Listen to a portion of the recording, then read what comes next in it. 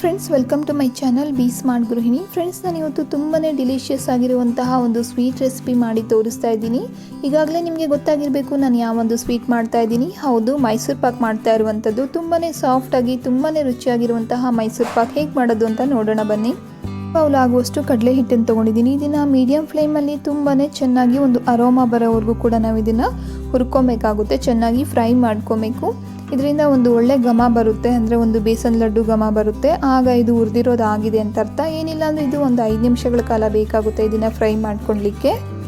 ಇದಕ್ಕೆ ನಾನು ತುಪ್ಪ ಅಥವಾ ಏನು ಕೂಡ ಹಾಕ್ಕೊಂಡಿಲ್ಲ, ಎಣ್ಣೆ ಏನೂ ಹಾಕ್ಕೊಂಡಿಲ್ಲ. ಹಾಗೆ ಡ್ರೈ ಆಗಿ ಇದನ್ನು ಹುರ್ಕೊಳ್ತಾ ಇದ್ದೀನಿ. ನೋಡಿ, ಈಗ ಇದು ಒಂದು ಒಳ್ಳೆ ಅರೋಮ ಬರ್ತಿದೆ. ಹುರಿದಿರೋದು ಕೂಡ ಆಗಿದೆ. ನೋಡಿ, ತವಾಗಿ ಇದು ಅಂಟ್ಕೊಳ್ತಿಲ್ಲ, ಹುರಿದಿರೋದಾಗಿದೆ ಅಂತ ಅರ್ಥ. ಇದನ್ನು ನಾವೀಗ ಸ್ವಲ್ಪ ಜರ್ಡಿ ಮಾಡ್ಕೊಬೇಕಾಗುತ್ತೆ. ಇದರಲ್ಲಿ ಏನಾದರೂ ಉಂಡೆ ಆ ಥರದ್ದು ಏನಾದರೂ ಇದ್ದರೆ ಈಗ ಇದನ್ನು ನಾವು ಜರ್ಡಿ ಮಾಡೋದ್ರ ಮುಖಾಂತರ ಇದನ್ನು ತೆಗಿಬೇಕಾಗುತ್ತೆ. ನೋಡಿ, ಈ ರೀತಿ ಲಾಸ್ಟಲ್ಲಿ ಸ್ವಲ್ಪ ಉಂಡೆ ಇರುತ್ತೆ. ಇದನ್ನೆಲ್ಲ ನಾನು ಹೋಗಿಸಿದ್ದೀನಿ.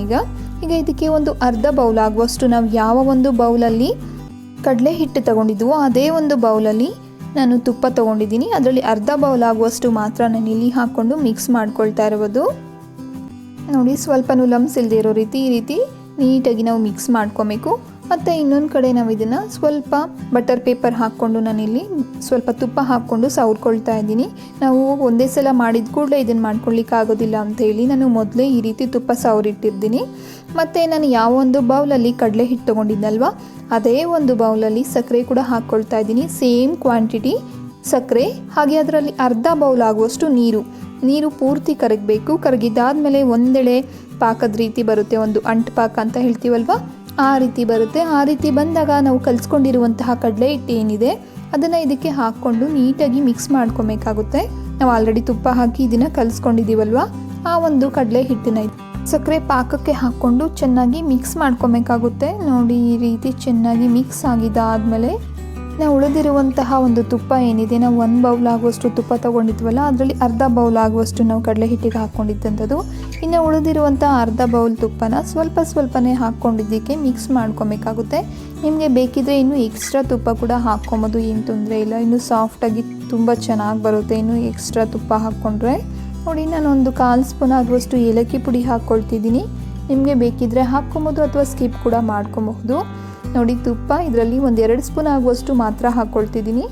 ಇದು ಈ ಒಂದು ಬೇಸನ್ ಫ್ಲೋರಲ್ಲಿ ಅಂದರೆ ಕಡಲೆ ಹಿಟ್ಟಲ್ಲಿ ಪೂರ್ತಿ ಮಿಕ್ಸ್ ಆದ ನಂತರ ಇದಕ್ಕೆ ಇನ್ನೊಂದು 2 ಸ್ಪೂನ್ ಆಗುವಷ್ಟು ನಾನು ತುಪ್ಪ ಹಾಕ್ಕೊಂಡು ಮಿಕ್ಸ್ ಮಾಡ್ಕೊಳ್ತೀನಿ. ಇದೇ ರೀತಿ ಸ್ವಲ್ಪನೇ ತುಪ್ಪ ಹಾಕ್ಕೊಂಡು ನಾವು ತುಪ್ಪ ಎಲ್ಲನೂ ಕೂಡ ಖಾಲಿ ಆಗೋವರೆಗೂ ಕೂಡ ಇದೇ ರೀತಿ ಸ್ವಲ್ಪ ಹಾಕ್ಕೊಂಡು ಮಿಕ್ಸ್ ಮಾಡ್ಕೊಬೇಕಾಗುತ್ತೆ.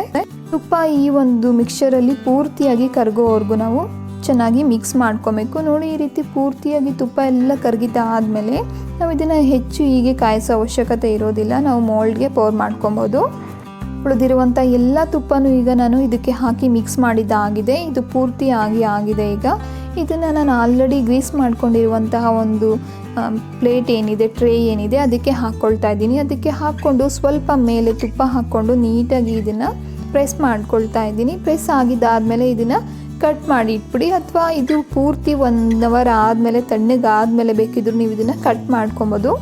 ಈಗ ನಾನು ಕಟ್ ಮಾಡ್ತಾ ಇದ್ದೀನಿ. ತುಂಬಾ ರುಚಿಯಾಗಿರುವಂತಹ ಮೈಸೂರು ಪಾಕ್ ರೆಡಿಯಾಗಿದೆ, ತುಂಬಾ ಬೇಗ ಕೂಡ. ಈ ಒಂದು ರೆಸಿಪಿ ನಿಮಗೆ ಇಷ್ಟ ಆಗಿದೆ ಪ್ಲೀಸ್ ಲೈಕ್ ಮಾಡಿ, ಕಮೆಂಟ್ ಮಾಡಿ, ಶೇರ್ ಮಾಡಿ. ಯಾರಾದರೂ ಇನ್ನೂ ಚಾನಲ್ನ ಸಬ್ಸ್ಕ್ರೈಬ್ ಮಾಡ್ಕೊಂಡಿಲ್ಲ ಅಂದರೆ ಅವರು ಚಾನಲ್ನ ಪ್ಲೀಸ್ ಸಬ್ಸ್ಕ್ರೈಬ್ ಮಾಡ್ಕೊಳ್ಳಿ. Thank you so much for watching my video.